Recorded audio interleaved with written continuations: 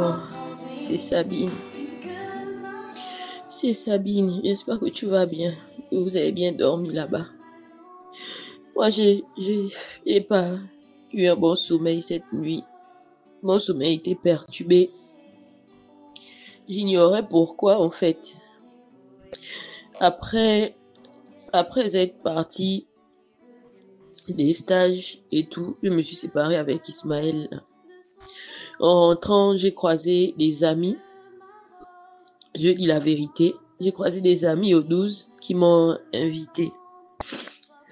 Donc, qui m'ont invité boire un jus, mais je ne voulais pas. Je disais que, je suis pressée, faut que je rentre.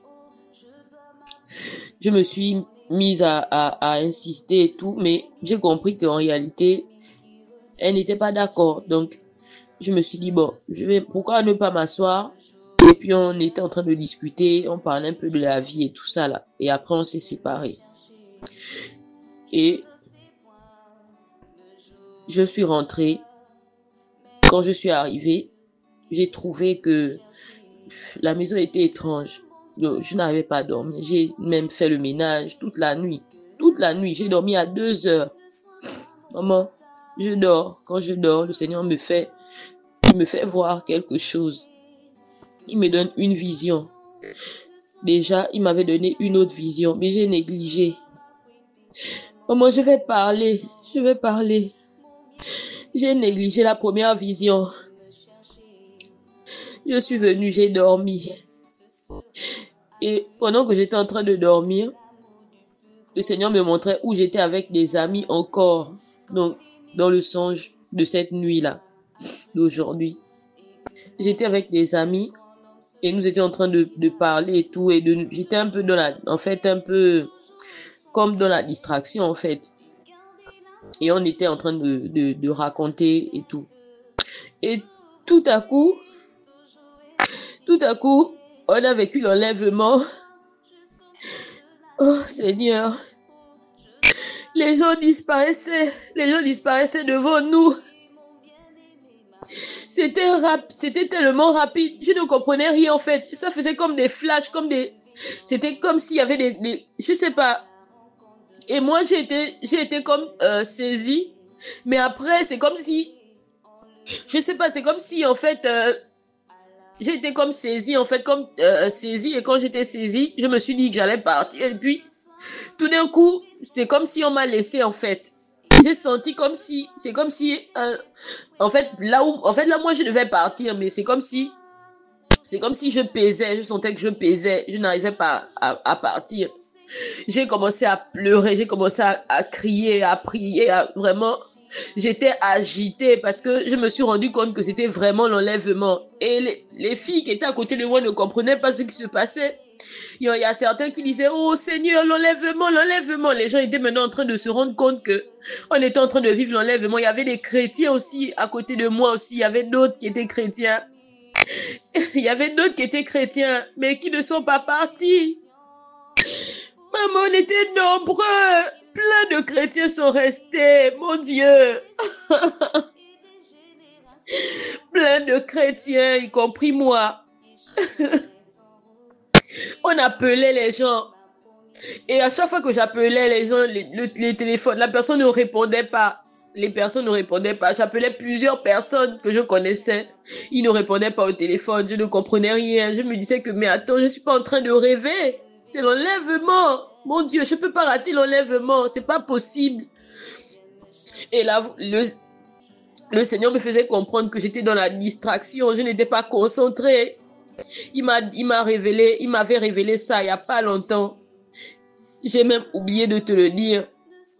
J'ai oublié de parler de ça à mes proches. J'ai fait un autre songe similaire où les gens étaient en train de se déplacer, donc les gens partaient dans les bus et tout. Et il y avait même des hommes de Dieu qui laissaient leurs femmes et leurs enfants. Ils ne comprenaient pas en fait. Beaucoup étaient tristes parce que les enfants et les femmes étaient restés. Les maris étaient restés. Il y avait même des femmes de l'église, leurs maris étaient restés. C'était l'enlèvement aussi que j'avais vécu dans ce songe-là.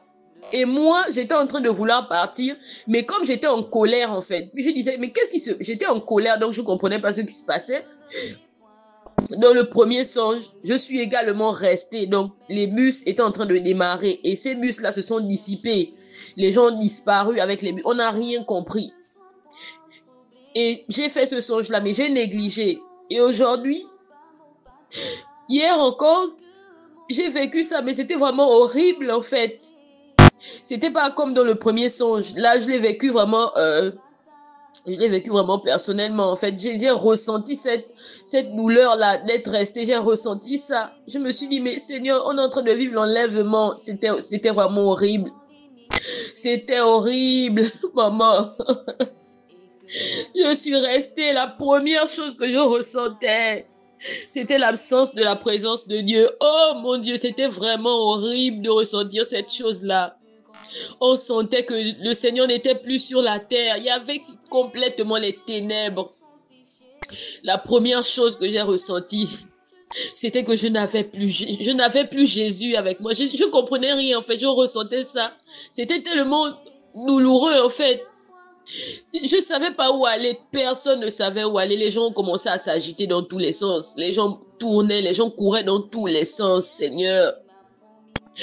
Les gens couraient dans tous les sens, mon Dieu. Et j'étais en train de vouloir me demander si mes parents sont partis, si mes amis sont partis.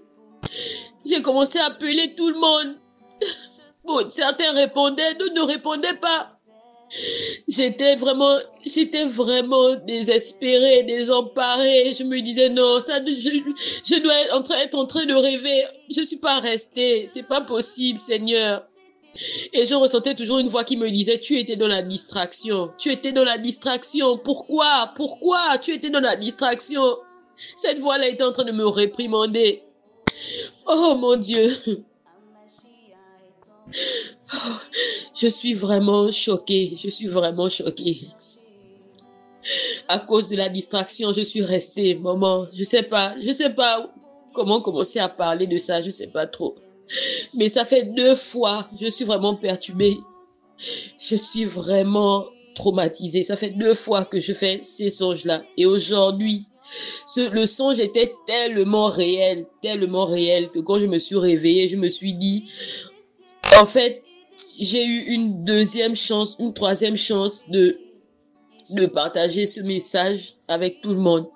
J'ai eu une deuxième chance de pouvoir faire les choses bien et de dire la vérité. Vraiment, je sais pas, ma famille va devoir m'excuser, mais à partir de maintenant, je vais parler du retour de Jésus. Je vais parler du retour de Jésus, maman. Qu'on parle du retour de Jésus dans les églises, je t'assure que ça peut se passer à n'importe quel moment. Parce que ce que j'ai vécu hier, ce que j'ai vécu dans cette nuit-là, ce que j'ai vécu, je me suis réveillée, je me suis rendu compte que ce que les hommes de Dieu disent là, que ça peut se passer à n'importe quel moment. Là, ce que la parole de Dieu également déclare, c'est réel, c'est vraiment réel. Et peu importe l'endroit où on sera, ça va toujours se passer. Qu'on soit au travail, je sais pas, j'aimerais vraiment mettre la puce à l'oreille à tout le monde. Qu'on se prépare, que l'église se prépare, parce que c'est le message que j'ai reçu ce matin. Que les gens lavent les robes, on doit laver nos robes. On doit se préparer au retour de Jésus. Peu importe, je sais pas qui, peu importe le poste que tu as dans l'église, peu importe le titre que tu as. Je suis pasteur, mais je ne savais pas que j'allais rester. Mon Dieu. J'étais choquée. Mon Dieu, j'étais choquée. Je suis en larmes depuis le matin parce que je tremble de partout. Je suis traumatisée, mon Dieu. Peu importe ta position dans l'église, il faut que les gens le sachent. Peu importe ton titre, peu importe, je sais pas, les responsabilités qu'on t'a confiées. J'ai vu beaucoup d'hommes de Dieu, beaucoup de personnes qui étaient restées. C'était même pas possible de voir ce monde-là, ces chrétiens-là rester comme ça. C'est pas possible. On était au même titre que les païens. C'est pas possible, Seigneur. Oh non, non, non, non, non. Je vais me calmer, vraiment. Maman, c'est le message que je voulais te donner ce matin. Je suis complètement, j'ai le frisson, je tremble de partout. Je tremble de partout, Seigneur, je sais pas. Je sais où j'ai failli. Et je pense que chacun connaît exactement ce qui fait en sorte qu'il n'arrive pas à garder sa lampe allumée et à garder les huiles. Parce que je t'assure que ce sera vraiment grave, ce moment-là. Ceux qui vont rester, ce sera horrible. Ce sera horrible, mon Dieu. Oh, oh là là.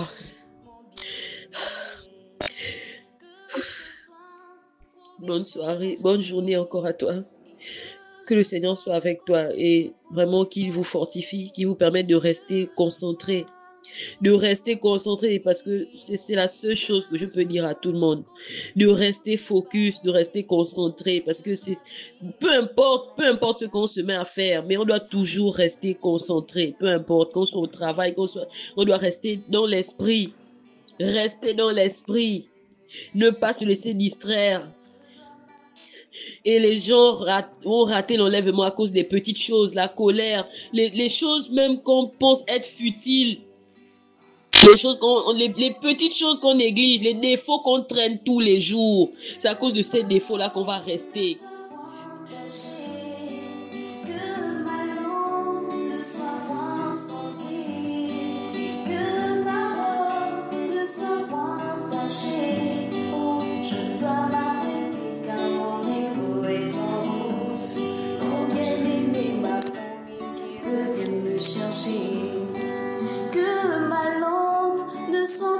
Sans huile et que ma robe ne soit point tachée, que ma lampe ne soit point sans huile et que ma robe ne soit point tachée. Oh, je dois m'apprêter car mon époux est en route.